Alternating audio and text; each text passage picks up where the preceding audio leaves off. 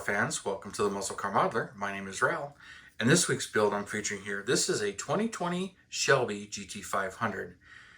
And this is one heck of a bad boy, all new for 2020, as in 2019 they had the Shelby GT350 and also the 350R, which I'd love to build models of those, but there isn't anything available that I've seen so far for them. And there's a bunch of them that haven't been available in scale. And this is a resin conversion kit, so this is not really an easy car to build as well. But the car itself, pretty staggering performance and options on this thing, and just one outright mean car. And I love it. And when I found out this was available, of course I had to get one. And it may take me a couple of years to actually build it, but I did it in spurts, but that's how it goes. So when it comes to the car itself, it's got a 5.2 liter supercharged motor that's pumping out 760 horsepower, revving to 7,500 RPM. That's some pretty potent stuff right there. At the same time getting you 12 miles per gallon in the city and 18 miles per gallon on the highway.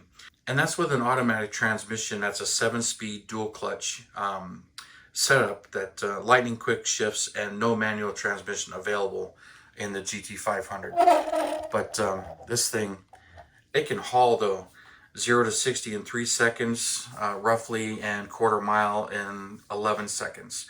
And even though the Hellcat Red Eye makes 797 horsepower, this thing is supposedly a little bit quicker, but it's more track oriented, not really meant quarter mile times, which is one of the purposes for this.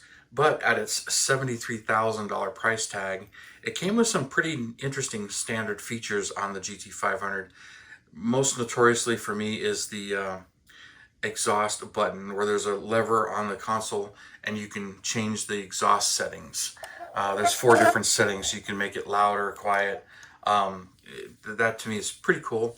And it's got some actuators in the mufflers and everything.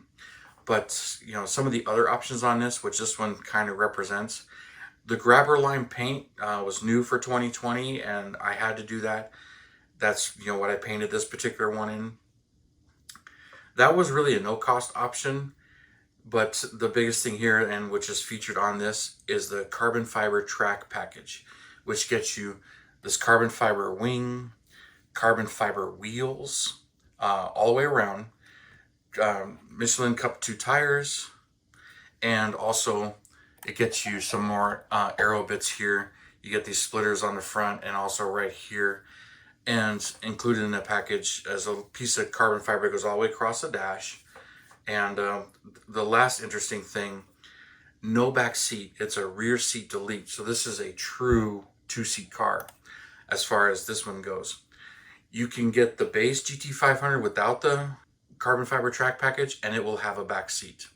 But this car, as ordered this way, no back seat. All of that for $18,000 on top of the $73,000 price tag. So that really puts this car up there in the options. Also, and when it comes to the options, the stripes, they are optional. You can have them deleted, you can have them there. But if you want them painted on, that's a $10,000 option. So that option in the carbon fiber package can easily push this over $100,000. It's got the big Brembo brakes, 16-inch rotors in the front, some real handling suspension with electronic dampeners, and all kinds of crazy stuff. I mean, this is one track capable car, and that's the way it's built. So when it came to this thing, I saw those things and I was researching what came in this kit, and I was like, all right, cool. This I've seen different options. I was trying to figure out which way to go and how I was going to build it.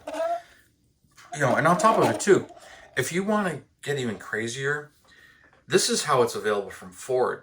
You can take it to Shelby after you buy the car, have them tweak it even more and put their Super Snake package on it, and get 900 plus horsepower out of that thing. And that's just insane. And I do plan to build one of those.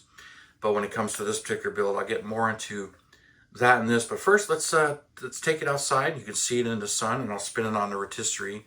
So we'll do that for your enjoyment there and get it out in the sun and see how it really pops. All right, here we are out in the sunlight with this thing. And this monster of a car here, this 2020 Shelby GT500.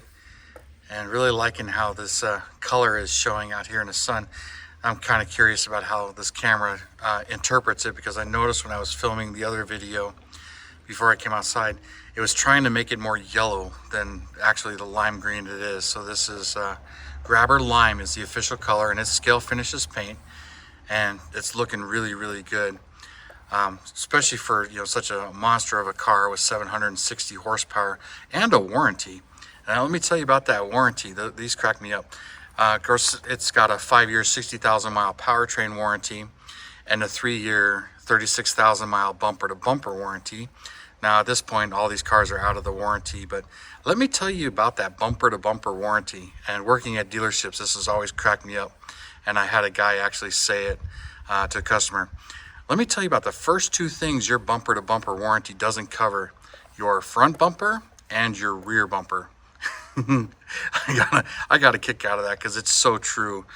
I've seen a number of people come into the dealership expecting the bumper to bumper warranty to cover the front bumper or the rear bumper, or even mirrors, because they bumped them on their garage doors and stuff, and not realizing that that's considered a collision and your insurance needs to cover that. That's not a manufacturer's defect.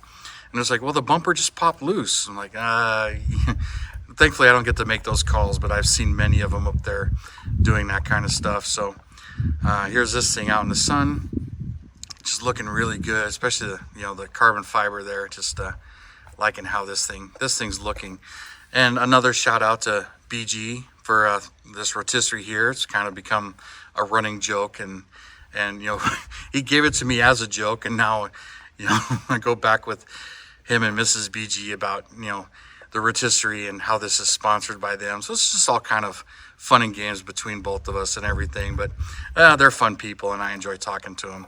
So anyway, we'll go back inside and finish this video. All right, I bet you this thing was bright out there in the sun.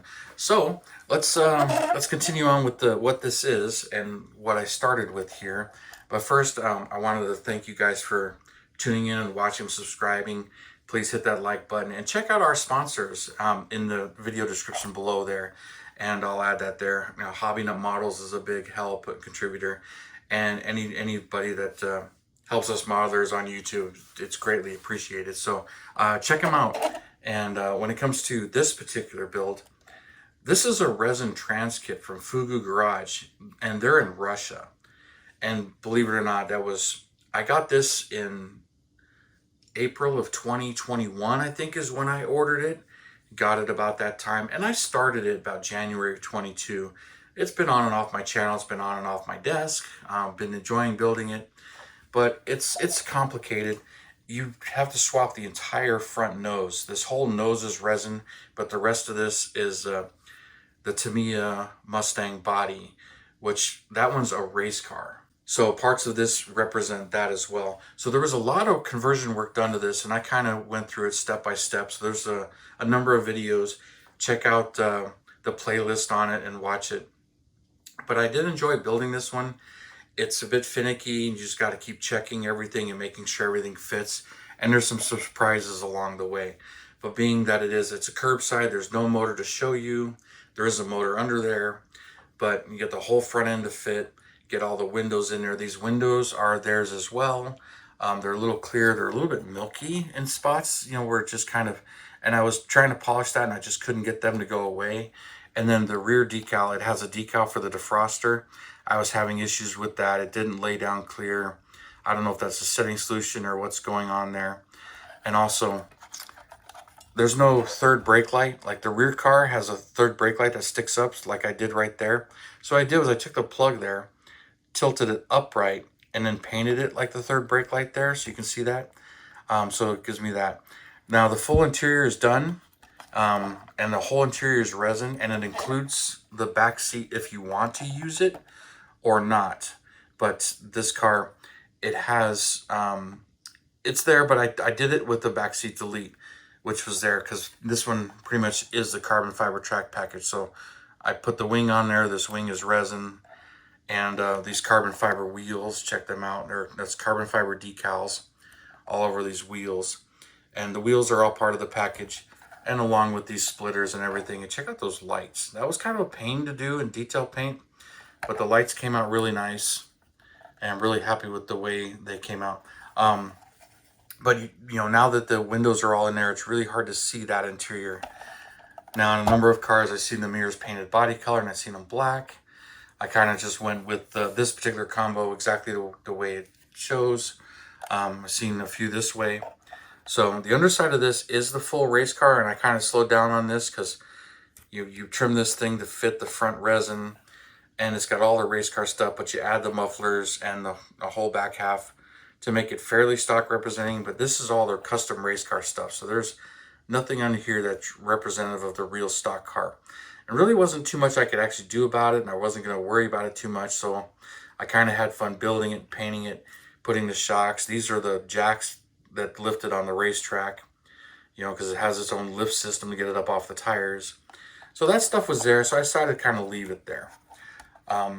Paint came out really nice. All of these, there's no decals. That's all painted. Now the snakes, those are decals. So the decals on the wheels, all the carbon fibers decals, but the carbon fiber wasn't included in the kit.